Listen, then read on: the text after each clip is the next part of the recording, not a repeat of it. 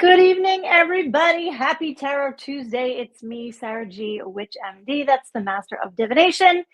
Here coming to you live from the office. And tonight's guest is Nicole Nadine, host, who is coming to us from New York City. Hi, how are you? Good, always good to see you. Oh, good to see you. See, New York City, right there, right in the background, right? I was just announcing You were like, yourself. is this on? Is this on? Here I am. So how I start these podcasts is it is Tarot Tuesday. Happy Tarot Tuesday to everybody. And I pull a card and we kind of talk about what it means to us, because I'm trying to kind of show everybody out there that just because there are book meanings to certain things doesn't necessarily mean that we all think in that same kind of genre, where there might be a meaning to a different thing that you might consider as important. And because my life is different than yours, I consider it important, right? So happy Tarot Tuesday, everybody. I pulled a card off camera and it kind of like fell into my lap. So it makes a lot of sense. In my world, we call that a jumper. And this is the Ethereal Tarot by Matt Hughes. I know it is not picking up very nicely on camera, but this is the Ace of Pentacles. So there isn't much more than hands from the universe and a pentacle coming out there. So, Miss Nicole, what do you think? Whenever I see Ace of Pentacles, for me, it's like the seed of a new opportunity, something in the earthly realm, right? Pentacles being, money, career related usually. So it usually tells me that someone either has an idea for a new opportunity or there's a new opportunity on the horizon that might be offered soon or is already in your field or consciousness, and that you have a little spark of an idea. And usually to me, it means go that direction. It might just be the very beginning of something. It might not even be in your reality yet, but it's something you're thinking about taking on. So usually to me, it's a good sign of like, if you've been thinking about something, you have a little idea in your head, it's like a sign that that's something you're supposed to pursue. Exactly. I would agree. And the other thing that I want to say is that, again, because it looks like there's a hand that's handing it to you, sometimes we associate that aces with number one, right? And that's like step one. And sometimes the opportunity is going in your mind, like you said, you're planting that seed, but sometimes you need a little hand to do that. Yeah. And so you need certain things to fall into place before the next step is approached or before that next kind of movement is. And I feel like that hand is sometimes a guiding hand for us. So I love the fact that you said planting a seed, because you are, pentacles are that earthbound or that grounding energy anyway. So maybe we all need to come back down to earth a little bit and to kind of understand things a little bit differently. We planted some seeds. We're going to see what happens and see if they grow, right? So that kind of makes sense to that as well. Speaking of that, I know that, you've kind of come back down to earth, so to speak, and really got grounded, because you recently came back from the last 2 weeks came back from a soul altering life, kind of awakening. Yeah, exactly. I was looking for that right word. Trip. So tell me about where you were, what you did, some of the takeaways that you had from it, because I know that, you are now questioning the direction that you were going in before you left. Yes. Funny that you bring that card up, because I'm thinking about doing things, an easier way. I think what it made me realize is that our default here is busyness, distraction. Modern life just does that to us, right? Like I went to a very primitive village in Africa. I went to Kenya. I saw a Maasai village, and it's literally just, clay structure is made out of elephant dung and straw, very simple. They cook in the middle, and then there's the 2 openings for the bedrooms where they sleep, and that's it. And I'm like, where we think we're so advanced, and we're so advanced that we have enough leisure time to make ourselves crazy, is what I say. Like, because right. First world problems, Yeah, like your lifestyle's so simple and Mm-hmm. therefore peaceful, and they work in community, and they're not like, they're watching each other's kids, and there's like some kind of natural rhythm to things. They wake up when the sun comes up, and they go to bed when the sun goes down, and like it's more like natural instincts too. When you watch the animals, right? I was on safari, and it's like they're not overthinking anything. They're literally just living off instinct and intuition, like I think we're supposed to. But because we live in modern life now, it's a lot harder to stay connected to that. And that's where tarot to me is like a way to reconnect to your inner knowing. Whereas they're just using it as part of their daily life. It's how they actually survive. Mm-hmm. And then I went to these islands that were just pristine and beautiful and quiet, and no one was there. And it was literally like being stranded, like Gilligan's Island. And it's probably the first time in my life where I was just alone and at peace and disconnected. And my default is busy and has been since I'm a teenager, and partly that's survival mode, right? And partly it's become a habit. My cats are waking up. That's probably you, by the way, with the cat. But what it made me think is like, this is a choice. Like we have things we have to do. Like you're a mom, you've got to get your kids to school, like I got to pay bills, but like within that, how can we invite more peace and simplicity? Like, 'cause I think a lot of it we choose, and we don't even know why we're still doing some of this stuff. And so it made me want to come back and get to like living, like just living. Mm-hmm. And what is the clutter that's in the way is what I'm looking at. And how can I do, like, I love coaching, but maybe, I need to do a group program and consolidate my time and energy, and I can still be providing a lot of value. And then I get to bring community to people, I think Right. it's also valuable, but like, it doesn't have to be my sole focus just because someone told me so. Right. Or right. Because I've been doing this same thing for so long or whatever. So I'm actively looking at like, what can I cut to invite more space? Because I always say the universe loves a vacuum, meaning like you make room, like you clean out your closet, right? Let's say you want to bring in a partner, but where's he going to put his stuff in your house? Like if you clean the closet first, maybe the partner comes because there's actually room for him. You know what I mean? So, right. And there's truth in that. Yep, yeah, exactly. So same with our lives. So I'm kind of looking at like, I'm acknowledging that I am the worst offender of being busy and saying time being my stressor, and largely I don't have to do that right now. And so, yeah. And I think that all of us should look at that every once in a while and reevaluate, which I think the cards help us reevaluate, right? Like, okay, right. Be clear, Right. And I think that we're in this kind of momentum of saying yes to everything and to kind of obliging certain situations and certain kind of attitudes and saying, I can do this, I can handle all of these things, I can put all of this on my plate. Yeah. But at the end of the day, where does that bring you peace? And where does that make you feel that you are grounded and that you're connected in a certain way? Maybe we should start saying no a little bit more, or kind of no is not an inherently a bad word. I mean, it's not supposed to be. It's supposed to be black or white, yes or no, good or bad. It doesn't have that connotation all of the time. Sometimes no is a good thing if you think about it, because we are only dumb humans, right? So if we put too much on our plate, then we really can't focus, and we really can't connect and ground ourselves on the things of source or the things of importance that would make sense to us. So I think that by you saying, that you're reevaluating and kind of looking at things a little bit differently, especially after a totally soul searching excursion that you've gone on, it makes so much sense. This is the time that you should be thinking about that. Right.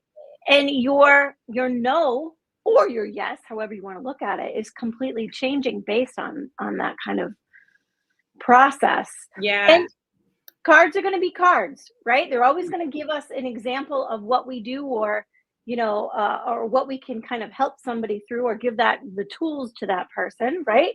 And that's why cards mean things that are different, or have different meanings to you versus to me, because your life experience is different. Right. And so is mine. Yep.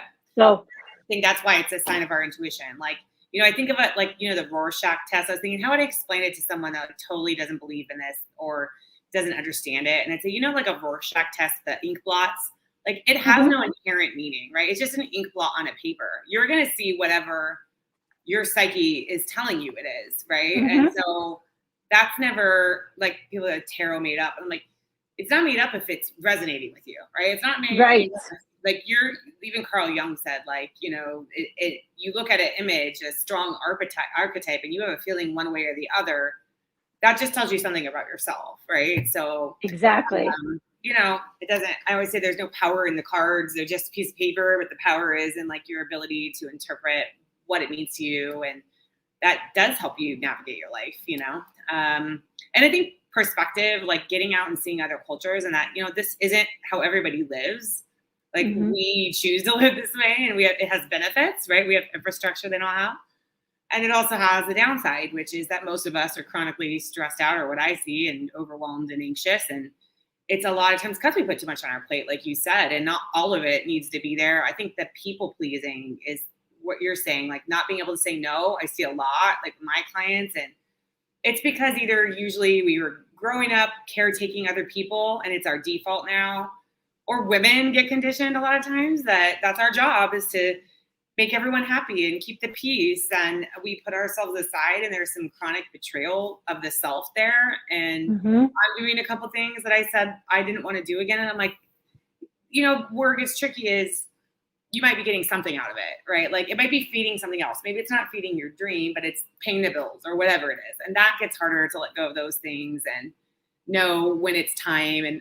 But I think the more intuitive you are, you can feel, like you have to trust the feeling of like, well, this has kind of overstayed its welcome in my life, or this I need to like, I know you're good at that. You're saying, I can feel it's time to start doing events again, but I'm going to do it in a different way that doesn't burn me out. I'm going to set limits on my time and my energy and that kind of thing, so. Right. And I think that the more that we are in this rat race or this cycle of doing all of these things and saying yes and crowding our plates with way too much, we do lose the sense of that intuition. We do lose the sense of, am I supposed to be here? Like, what's going on here? So sometimes we need that, for lack of a better term, and it's kind of funny that I'm saying this, but come to Jesus moment of understanding, that things need to change before they get, into a place that you can understand and ascend in a different way. So you did mention clients. So tell me a little bit about your business and kind of where you're coming from. Sure. So my business actually started with tarot. I mean, that was kind of, a side business. It's just something I did, and then it just evolved into a business. But what I would notice is that at the end, I would give people homework just naturally, like something that would come up, like, might be something to buy or something, a crystal or something to do or something to think about, mindset stuff. Could even be stuff about like impact boundaries and how to protect yourself from a narcissist type of thing. And I'd give them homework, but then I would never get to see them again and like get to follow up and see how it went, and my goal is always to sort of push them towards their destiny, right? And like what they're called to do. And a lot of times our mindset's in the way of fears, doubt, that old conditioning, like we said. And I've had a little success, following my dreams just by getting through that fear and doing it anyway, kind of like the Fool card, I would say, is like, am I somewhere between the Fool and the Magician, right?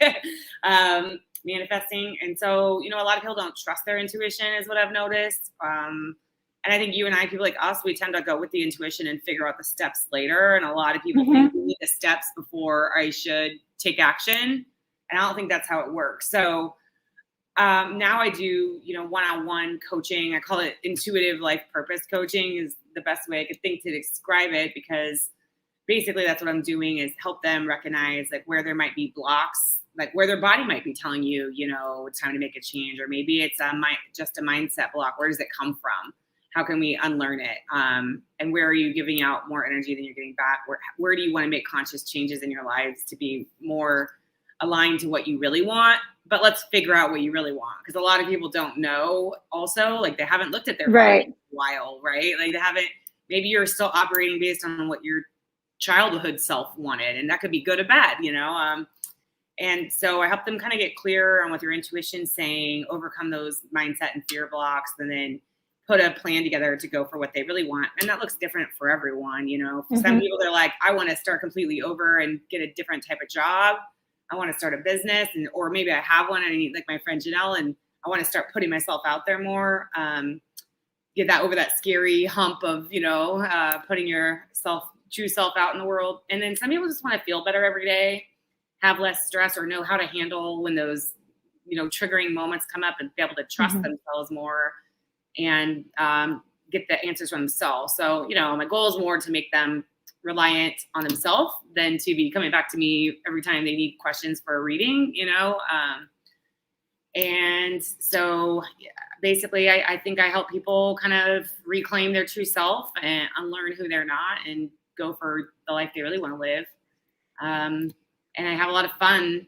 We try to have fun on the way. I mean, it's deep inner work, but like it can also be fun, and we can laugh at ourselves, and all when needed. But I can also empathize, because I've been there where it's hard to and I'm still doing it, right? It's hard. Like, we feel the resistance when we want to change a pattern, but it's so familiar to us that it's kind of comforting in a weird way. We don't let go. Right. And I always say that, as a reader, I hardly read for myself. Yeah. Because we get too analytical. We have to have that kind of removal of the idea of that you're doing this for yourself. Sometimes you need that third party to come in and say, this is what you need to do. So right? Yeah, of course.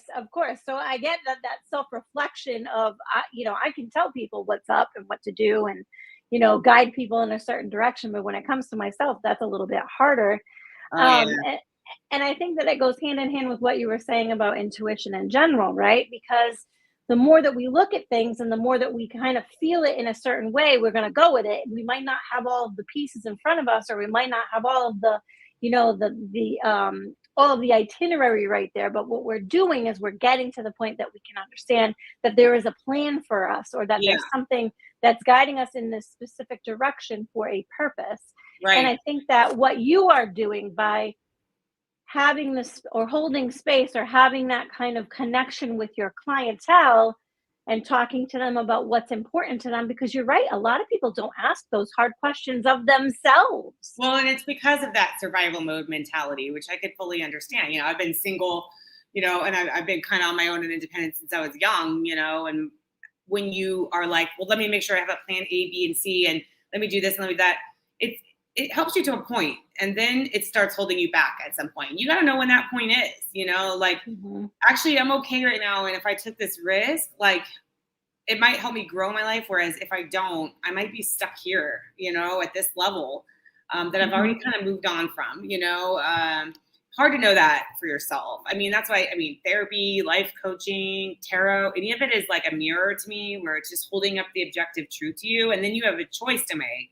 Like, okay, I agree with it. So now I only have one option. I can either keep going this way, which my energy will predict the outcome, right? Or I can make a change to my energy, and then I might be able to attract something different. And I do believe what you said, that we all have a path and a purpose, and it changes and winds and all of that. But we can feel when we're on it, I think. We can feel when we're off it because it doesn't feel good. And then there's that trust element. That's the hardest part, is that leap of faith trust that, like, the universe is going to catch you on the other side if you decide to go for the wild card, Hail Mary pass. But for me, it always has. And I've ended up happier because of following it. So I've never regretted following my intuition. So that's the one thing I could say when I'm feeling it, and when I'm trying to resist it, it'll come knocking again. It's pretty persistent, a little voice. So I just tend to trust that. And I if I can help people trust theirs more, I just think it's an easier path than trying to figure it out in your head. Right. And having a sounding board, and having somebody who's like, and a coach is exactly the right word for it, to be perfectly honest with you, because you're not only their coach, you're their cheerleader, you're their, therapist in a certain way. You're handling things, that they feel unsure that they can't handle themselves. And of course, obviously not trained clinical therapists. That's not what I'm trying to say, so don't come at me. But right? Because there's a fine line there, because we give our energy for that purpose of helping somebody, however it looks. And sometimes, it's you're kind of enmeshed in all of it. Well, and really what the idea is that you're holding space for that person so that they can find what their true purpose, or where they need to be, or what feels good to them is, and that's it's not linear. I've been saying that a lot lately. one of my favorite people says that all the time. And I was like, I'm going to use that because it makes so much sense. Change is not linear. It goes in all different directions. And so sometimes we just need somebody who's going to be that person who's going to help us through. But again, you had said that you don't, the purpose isn't that you want those people to keep coming back. You want them to get to the point where they don't need you anymore. Yeah. They don't need your energy to help them forward. Yeah. And that's interesting because I I'm putting my first Tarot 101 class together. And what I realized putting it together is, tarot is a full picture of a spiritual journey, like especially the major arcana from start to finish, right? And it isn't linear. It's a circle, right? Like you start the full like leap of faith. Last one is closing out, completing a lesson, right? What happens then? Like it just ends? No, we go back to the beginning again, and it's a full cycle of, but we're at a different level, and like once we've shed our old self, it's funny. A lot of my clients lately are like, now I feel sort of like untethered and like, who am I? And I'm like, that's such a great sign. That means you let your old ego go and you're not doing things the same way anymore, and that can be a little scary, that moment. That's why I'm there. Cause I'm like, I get it. Like, that's the part where you're like, oh my God, I feel like a void, or like a empty, or where am I going? But I actually think that's an exciting place to be because that means you get to create in the future, you get to create the default, the one you've been living on, Right. And we were talking off camera. I was describing for those of you in New England who are watching, I was describing to Nicole, because she's not from here, what Rocky Point is. And there was a ride at Rocky Point, which was an amusement park locally in Rhode Island, that a lot of people have a lot of great memories associated to. But anyway, there was a ride there called the Free Fall. And literally it was, that was it. It was, you got strapped in and you dropped. And I think that is the moment where you don't have any, you're not tethered, right? So you don't have anything, but your stomach drops because you're like, okay, I should feel this, or I should do this, but I'm going to go with it. So it's either you enjoy that kind of a ride or you don't. And I think that the more that you hold on to things and the more that you are not in that free kind of environment is where you're not going to like that ride. But well, that's us trying to control, right? That's our human need to control. And it's like when you're putting it like I was talking to someone that, is going through another diagnosis, a second time she's been diagnosed with with an illness, right? And when you get in these moments, like there's times in our lives when we're forced to let go of control. Like let's say we get an injury or we get sick or something happens that we couldn't have controlled. It's like in those moments we usually do let go, but can we do that on the rest of our life and have an easier journey? Like right now I realize that's what I'm going to do. I'm holding on too tight, trying to make it happen, trying to force things in. And I'm like, I'm just going to let go because that's when the universe kicks in, and that's trust. That's faith. That's like, that manifesting, right? So that's your hand, right? That's your helping hand. That's your, you're going to let things go and you're going to plant the seeds of what you want to, accomplish in a certain way. And you're going to have a helping hand. You might not be able to see it. It might not be in the form of a human person. It might not be in the form of a furry energy, i.e. a cat or a dog, but it might be something that will just lead you in that path that you're like, yep, this is exactly what I'm supposed to be, exactly what I'm supposed to be doing, exactly where I'm supposed to be in the world, whatever the case may be.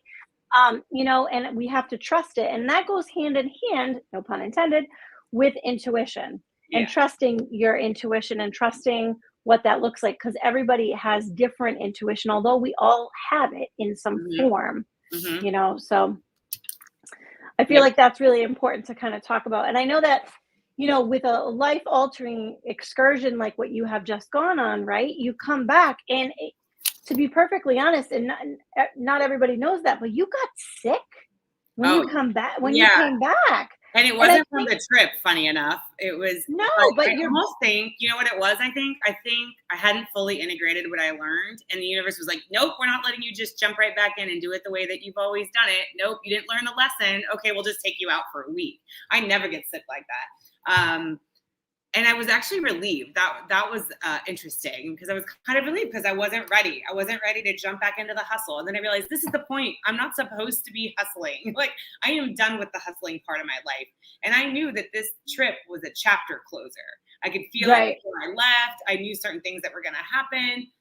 I happened to pick up this book, Gift of the Sea, as I was sitting there, and it was all about exactly what was in my head already. Someone had gifted it to me as a gift for my trip. And it was written 50 years ago, by the way. It was about how we don't just take time to play, and we don't take time to have fun. And I've been so business focused for so long that I was like, I got it, but I didn't really get it. But once I was out for a week, I kind of was like, you know what? No, I'm not going back to working as much as I have. There's things I need to let go of. I know I've been thinking that for a while and putting it off. And I want to invite space, for other things in my life, enjoying my weekends and my friends and relationships, stuff like that. And where's the space for it? Like I could just tell, I'm always telling people I'm busy. I don't have time. It's like, okay, well, I'm pigeonholing myself into a certain thing here. Right. And what do I tell people all day long? Like, follow your intuition. There's other things I do want to pursue that are getting pushed aside, and I go to my old therapists and coaches when I get in those points where I'm like, I could tell I'm holding myself back. Something's blocking me and I don't even know what it is. And they reflect back to me things. And I'm like, if it resonates with me, like, it doesn't matter who it comes from. It could be an ad you scroll past. If it's resonating with you, it's because your soul is agreeing with it, basically. Right. And so that's what I do when I feel like, okay, I was lost in my head trying to figure it out. I was like, well, here I am again, trying to figure it out from my head, not the point, right? Like, listen to myself. And myself just kept saying, well, you want an easier journey at this point. You want to have fun. And then we feel guilty about that, right? Like, right. Oh, but I haven't done this yet, and I haven't built this, and I got to do this. And I just thought, letting go. And sometimes those most difficult points of your life too, like when you're going through a lot or you just don't see a way out, I think your only option is to let go.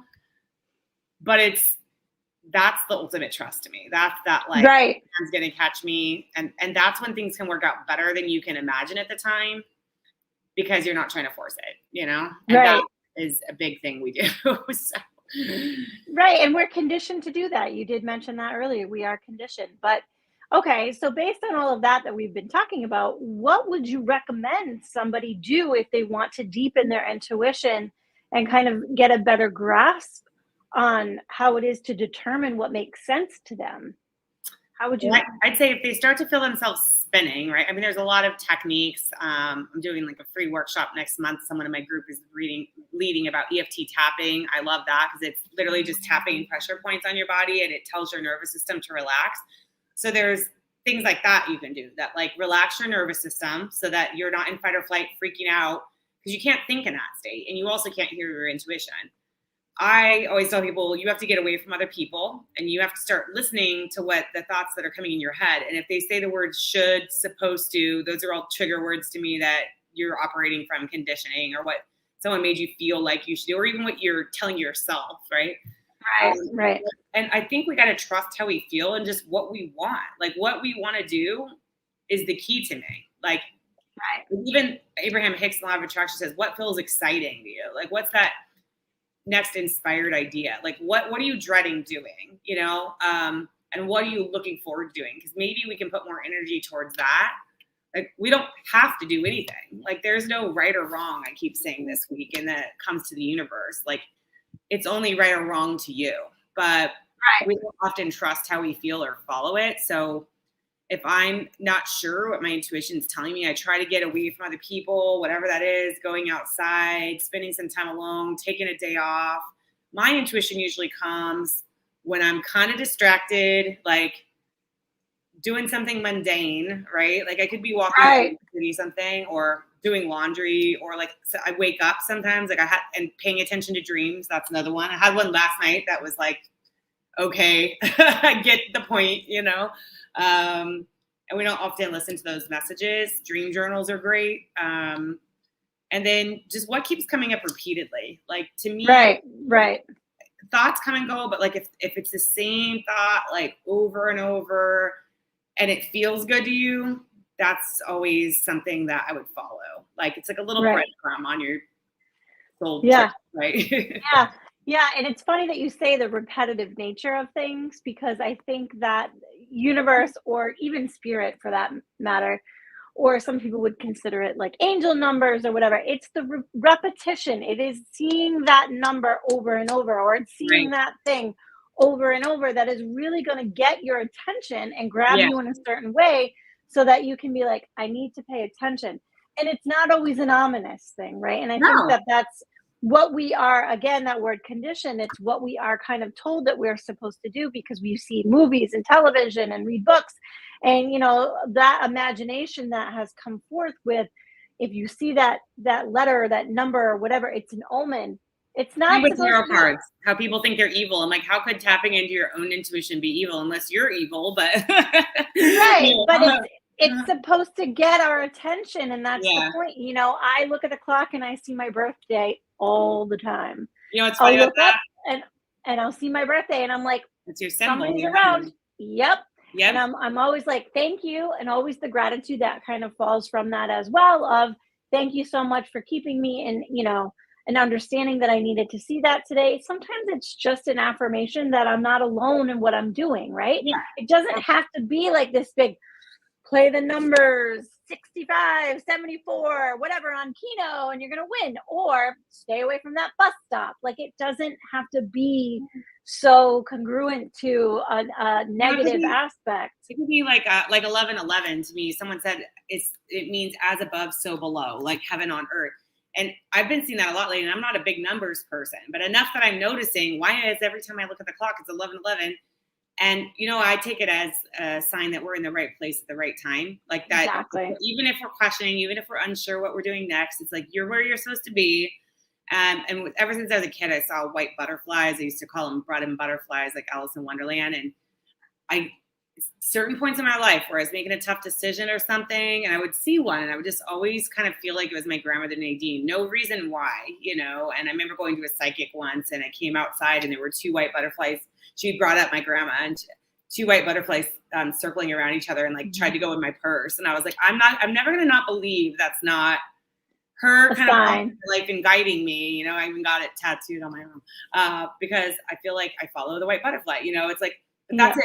If you think about like that, it's also a reminder to me of like, we don't get the whole picture. Like, it'd be pretty boring if we got like I don't really see tarot as fortune telling so much as like, here's your energy and you decide based on your energy what your future's going to look like. I agree. The next step, right? Like, they're never going to give us a million steps ahead, but sometimes, like, I'll tell you that for years before I moved back to New York, I lived here, I moved home, thought my exciting part of my life was over, thought I was going to settle down. And then I was having these dreams. Like, I'd bought a house. I really was rooted there. I had a good job. And I'm having these dreams about my mom who had passed away in a backyard. And I could tell it was in Brooklyn. And I'm like, what? Like, for years, I didn't understand what she was doing in Brooklyn because she was from California. And then, I saw hotels, like rooftop bars. I was always at these rooftop hotel bars. I was like, what's up with these hotels? And then the last time I remember, she showed me a bigger desk, and it was looking at this horizon. And she just seemed very real in these dreams. Like, I could hear, smell, I think they're visits, right? Mm-hmm. So they are. Cut to I move here. My ex-boyfriend had the exact backyard I'd been dreaming of for years. And I could tell him where things used to be and what this used to go there. There used to be a fountain. And I showed him where I wrote it down in my dream journal. And, that ended up being a very narcissistic relationship. I thought, what's the point? But the point of that relationship, I think, was I'm done with this pattern. And I think she was showing me, like, not only are you going to move back to New York, but when this happens, it's still part of the journey, like, it's still all part, and you're going to be okay. And I've never been to so many hotel rooftop bars, but doing events, which is the reason I came here, and getting to live life on literally a different level this time, because I kind of picked up where I left off and went up from there. And that's the benefit, I think, of following your intuition. It's like, you never know where your life could take you when you follow that, but we know where it's going to take us if we just follow our mind, only to what our mind can conceive of, right? Right. So yeah. And you just mentioned doing events, and not a lot of people obviously out there, if you've researched Nicole, that she's also a performer, and I think that having that creative side of her is also a little bit more advantageous to the fact that you do follow your intuition, because it is sort of like this kind of like a dance, so to speak, or it is a movement. Well, I think that, funny enough, like, probably when I got into dance and creative stuff, it was my way of expressing this big internal world I felt and couldn't explain, right? Because I was always intuitive, but I didn't necessarily know what that meant, or why I was so sensitive to things, or why I felt things before they happened, or whatever. And then when I moved to New York the first time, I was young and naive and everything, but I started songwriting and I started processing some of those things. And it really, when I opened my creative side, it opened my spiritual side, because I think they're the same thing. I think that creativity is channeled, right? Like when I write a song, I think that's coming from some other source. I don't think it's my mind that makes it up. And I have reasons I believe that. But as I opened my creativity, the spirituality started coming out more and more. And, you know, I started having psychic dreams about like very specific things before they happened. And so I think they're kind of interlinked. I think that creative people are inherently probably intuitive, you know. I mean, I was always a creator. I choreographed, I wrote songs, I produced shows. So I could always come up with a dream in my head and make it real. So I guess to me, it wasn't any different than manifesting, right? And I realized that not everyone operates imagination first, right? Usually we want a roadmap, or like, and anytime I've tried to fit in a structure, I've always rebelled, I think, because my intuition was always like, do it your way, you know? And so that has challenges, you know, but a lot of people have other challenges of being stuck in that box and not knowing how to dream of more, right? And I find we limit ourselves, like, to what we think is possible. And I kind of was like, well, what happens if I go for the thing I don't think is possible? And then it happened. So then I was like, well, I might as well try it again, right? So, but when we get older, we start to sort of want to get safer, right? Like, slow down, you know, and so, you know, I still, you know, I have my fears and challenges too. And I think I just do it regardless, like do it despite that, not wait for it to, like, I'm never going to do something that I'm not, like, everything I've done, I've had a little fear of, you know, or a lot of fear of, like paralyzing fear at times, you know. Singing in public, I used to be absolutely terrified, but I was like, I want to do it. So I got to move through it, you know? Right. And you know, I think that trust of yourself that goes hand in hand again with that intuition about it's gonna be okay. Yeah. It's gonna be okay, I think. And even if I mess up, I can kind of make it not, you know, like I'm not gonna think about it, so it probably won't happen. Well, and even if you know? mess up, like, okay, so say I blow the note like I did when I was a kid. That was my big fear. What if I blow a note in front of everybody and that's so embarrassing? Okay, it's embarrassing, but no one's gonna die. Like, you know, like, it's not the end of the world, and it doesn't even mean I'm a bad singer. It just means like I need to work on that, you know? And we put so much pressure on ourselves to be perfect. Again, it is saying yes, saying yes, saying yes. Maybe sometimes you can say no to that and say, yeah, so what? I messed up. I blew the note, or I didn't do this correctly, or that's not in the right form, or whatever. I didn't use the same thing, but at the same time, it's still mine. Yeah. And you kind of own it in a certain way. It's okay to be at different stages and put yourself out there in the stage you're in. You know, a lot of artists, they'll wait till they think it's perfect. I'm like, then you're going to be waiting forever, because you're never going to think you're perfect.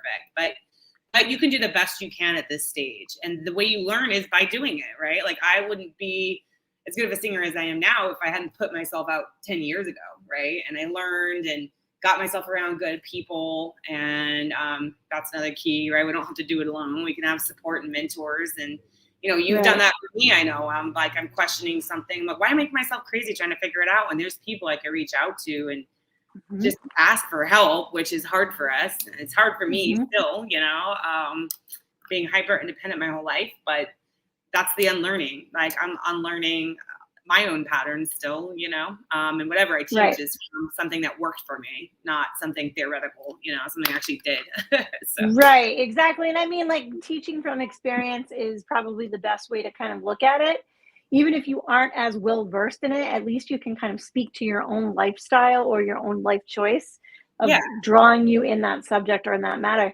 I think that you kind of branching out and teaching Tarot 101 and looking at what it is that you want to do and how it is that you want to kind of tackle it and approach it is really important. The fact that you have people who are willing to take your class and learn is also a step in the right direction too. So, you know, there's a need for it. You know, there's a need for it. It's just actually getting it out in a certain way that will make sense to you energetically, as well as and that's where we teach the same one. We probably teach it differently, and we probably get different types of people coming to us because of that. And it's like, it's okay. Like, we could think about, oh, well, what if I don't get the card reading perfect, and this person looks it up and finds out it has a different.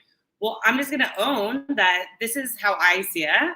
There's a million ways to see it, and none of them are wrong. You know, you'll also have your own way, but I'm just going to give you a starting point, right? And I think that's exactly. like, I don't Yep. have all the answers for you. Your soul has all the answers for you. My goal is I'm going to help you try to bring it out in yourself, so whether it's Tarot 101 or the coaching, and I'll even tell them if I say something that doesn't resonate with you, tell me, because I'm just interpreting, right? Or I'm just the medium, whether it's coaching or cards, right? And Right. my job is to help you get a sense of what it is to you. And I can feel intuitively whether I'm off or not. And then I'm like, okay, that gives us a little information. And it doesn't mean we're right or wrong. It just means we're trying to figure it out together, kind of thing. Right. And Yep. I say performing, Yep. performing is an energy exchange, just like anything else. I get just as much from them as I'm giving them. And the same when I'm teaching or coaching someone, I'm learning just as much. And they're teaching me just as much about myself as I'm hopefully teaching them, I say the same thing about readings. I say it's a conversation. We're talking about things that are pertinent to you in your life. And honestly, I don't know your life. So if it doesn't make sense or we're not hitting the mark where you feel like we should be, then let's figure out where we can get into a better space for that. And that doesn't mean that I'm a terrible tarot reader. It just means that I want that client, I want the person who's sitting across from me to get exactly what they need out of this experience. And and that's all there is to it. I tell people, because people will sit in my chair and like look at me with like deer in a headlight sometimes, and I'm like, I'm kooky, but I'm not that kooky. I'm not going to yell at you and tell you what you need to do. Yeah. I'm going to have a conversation with you, and we're going to talk about things, and that's what it is. It doesn't have to be. Well, there's like an implied trust there, right? Of like, I'm trusting that you're in my best interest and that we're working together here. But yeah, if they don't, it's so much harder to read someone that is putting up a wall and saying, prove it to me, when they could get so much more out of the experience if they, and I get wanting to validate too and not wanting to give too much away so that you can validate for yourself, especially with like mediumship, right? But I think if you go in with the idea, like, if I give you if I get a little bit of information from them, I can actually make sure I'm interpreting it right. Whereas if I'm just giving it out, I'm kind of have multiple meanings and I'm kind of throwing it out. But sometimes I'll do that. I'll say, well, this card can mean this, this, or this. Like, which one does it feel like it means to you? Because now it's a little bit of an intuitive coaching exercise, which to me is sort of the point, right? Right.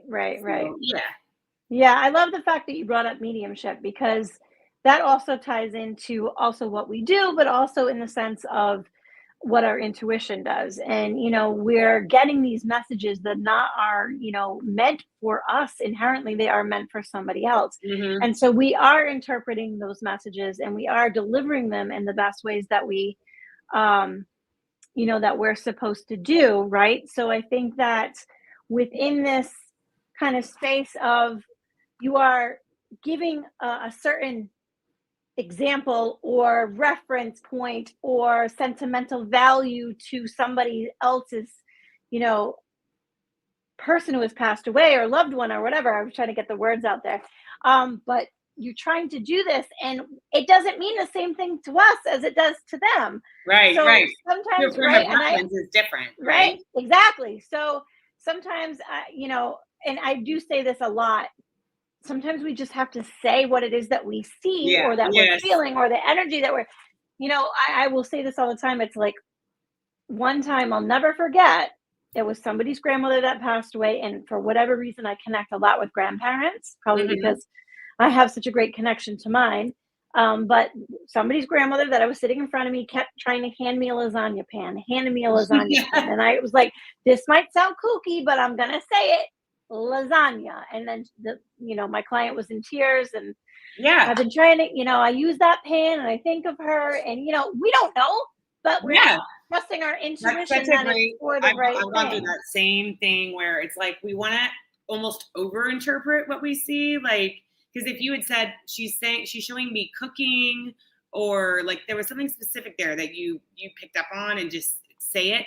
I've learned almost not to interpret sometimes. Like, it's better to just, but that requires a lot of a trust, right? Like, say literally what I'm saying. I have one like that where my friend came one to connect to her grandmother, and all I could see was Irish Spring soap. I could smell it. I could see it. And I'm like, that's really random to me. I was like, this seems stupid to say, like, right off the bat. And I was like, maybe my brain's just making this up. You start to think.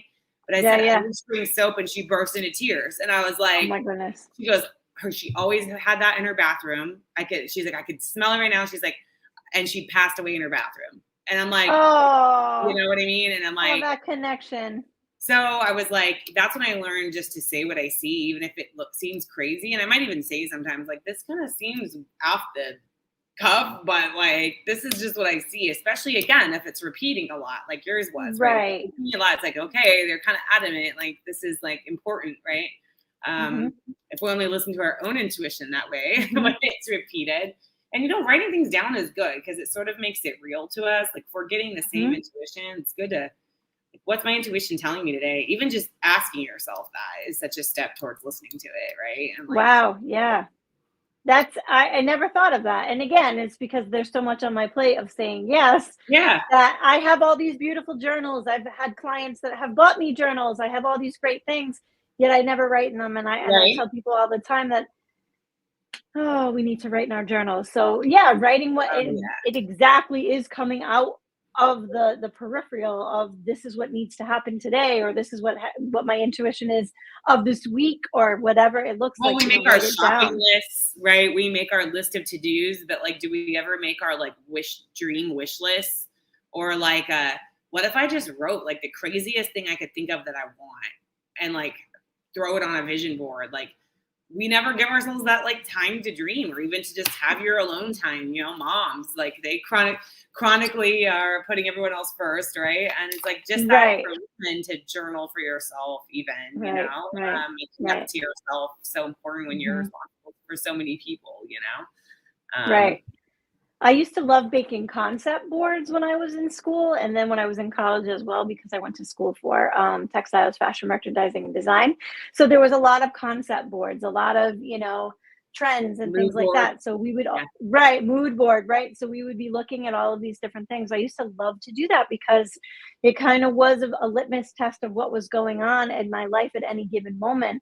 And I also love to decoupage. So I mean, it made so much sense at the time that's just another form of kind of who we are and how to get creative with it. Creative people, I noticed, like, I was telling someone today, I hate writing in lined paper. Like, I got blank paper, and I'm still writing, I'm not drawing, but for some reason, not having the lines, it's like, it allows my creativity to flow. And I bet you liked doing those things because they were more abstract, and you could just you didn't have to put things in a linear, like you said, order. You could put something over here and put something over here and experiment and play, and like, it's almost like a tarot card. Like, you're doing images, you're basically making a tarot card, like images that add up and mean something. And I've been studying a lot about where tarot came from, and I think it's so interesting because it didn't start out with all this emotional and spiritual imagery. It started out with literally just 9 cups, 5 cups, had no emotional connotation. It was a game at first. Yeah, playing game, and right. And then it wasn't really until the Golden Dawn or the salons of Paris in the 1890s that really brought it into, this kind of movement of being a form of divination, or a form to connect to a spiritual kind of meaning in somebody's life energetically. So it is super interesting. Behind me, you will see I have the Tarot Marseille here. Oh, yeah. Yep. So, it was a game, and that's what it was supposed to be. And then it really kind of morphed into this bigger thing. But I can't say, and I tell people all the time too, I can't say enough.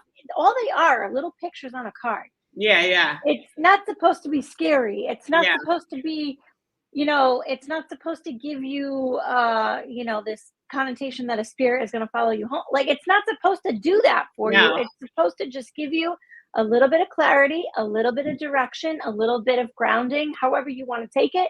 It's a tool. It's supposed to be used for however you want to move forward, not a future. Yeah. And I happen to be reading, I get this Country Living magazine, which is so funny since I live in New York. Country Living. Yeah. Remember that? I love magazines, by the way, because I also like to collect them so I can make vision boards. But funny enough, as I'm putting this course together, and I was looking at like the relationship with the playing cards, which have like exact references to the suits, right? Like the Minor Arcana. It actually said, I happen to just happen, so that's like my word for signs, but it said that the 52 cards of the Minor Arcana were based on the 52 weeks of the year. And I was like, oh my Yes. gosh. And then and that the 4 suits were actually the seasons, which I'd never heard of before. So I'm like, that makes a ton of sense with like, you know, the cold, the ice queen, that kind of thing versus the fire card. I'm like, oh, now it's all coming together in my head and I'm getting it. And that, you know, it's like click, click, not click, random. click, click. It's not random. Yeah. You know, it's like, It's not random. It's not random. But you know, you can read somebody's energy with playing cards as well. Because they correspond to some of the pip cards of the minor arcana that we have. I as did well. that once. So, I forgot to bring my cards. My friend wanted me to read her. I was like, I bet, do you have any playing cards laying around? Like, and it actually worked. Because you know what card came up was the one we got today, Asa of exactly. And I was like, I just had this feeling she would get a new job opportunity, and she did right after that. So that's awesome. That's great. They sure do. Mm-hmm. Well, is there anything that you have going on that you want to talk about in the last couple of minutes that we have together right here on the podcast? Sure. I mean, I have my Facebook group, which I love having you in, and I do my free weekly readings. That's just a way for me to feel connected to people. It keeps my momentum going. I do the free, actually tomorrow at 11 Eastern time. And if people jump in that Facebook group, it's just Follow Your Soul Path on Facebook. And you pop in the chat, I'll pull a card for you, you know, just help you on your path. I do that every week. If they want to book readings, my website's followyoursoulpath.com. And I turned my 60-minute reading into kind of like an intuitive coaching / tarot reading. So it's like, I can get everything out in 30 minutes. So if we're going to do an hour, let's talk about what came up and what you're going to do with it and what might be holding you back. And then if you want more one-on-one, you know, accountability for a longer period of time, I do have that 3-month program. I'm enrolling people first week of August. So if anyone's interested in that, they can book a free call and ask me anything they want about it. And I'll also talk a little bit about like what you're struggling with and how I might be able to help you and what I would do to help you pass that. So that's all there on the website. And eventually I'll have your episode up there too. Oh, yeah. Well, you'll have it later today. I will make sure, or later this evening. Followyoursoulpath.com is where we can find Nicole. And you know what? You did say that your grandmother's name is Nadine. I love that you brought that into your actual name, you know, because that's really important too, to kind of pay homage to our ancestors and kind of, you know, throw that out there. I love that you did that. I did not know that until today. Oh, that's good. Yeah, but it's been a pleasure talking with you and getting to know you a little bit differently, you know, on this level. I mean, we could talk all day about all the things that happen within our lives and kind of the correlations between different things that are kind of, you know, within our business as well as within our lifestyle. But I feel that, you know, bringing that idea of a coaching mentality to people, because that's exactly what we do, whether it is that we have a certification to do that, or whether it is that we have a program that we have set up specifically, i.e. what you have done. It's really important that we look at it like that. It's not to tell your future. It's not to give you all the answers. It's not to, you know, make you feel like you're on top of the world all of the time, because we all are human beings and we all have different emotions and different things that go on with that. But to have somebody in your corner to hold space for you and give you a different perspective sometimes is exactly what is needed sometimes. And I feel like what you are doing for the community is really great too. And, you know, I love that we connected randomly, and I love that, you know, we can have this conversation. Yeah, totally random. But you know, it doesn't matter time, space, distance, you know, when you find people that really connect with your soul level, that's what this is about, right? And to trust your intuition, to actually continue conversations and to get to know them on a different level is where we're at. So Nicole, I appreciate having you on and hanging out, and, you know, and I'm sure that we'll do this again. I know that you have other people that you kind of wanted to bring on, and, you know, that we could talk about. And I think that having a roundtable discussion about different things is really important, not only with just the two of us, but with other folks as well. So I'll definitely have you on in other episodes. That'd be great. I so appreciate everything tonight, and I hope that you have the best, and I'm glad you're feeling better, but I hope you have the best week and all the things that you have going on. For everybody watching, for everybody watching, I appreciate you tuning in to this episode of The Witch is In with me, Sarah G, Witch MD. And don't forget, your card is Matt Hughes, the Ethereal Tarot. It is very beautiful, but does not photograph well on camera. It's the Ace of Pentacles. If you haven't already chosen your 3-card pull for the collective on my Facebook page or Instagram page, please do so because I did post that. And that's about it. Thank you guys for joining me, and I'll see you next Tuesday. Thank you.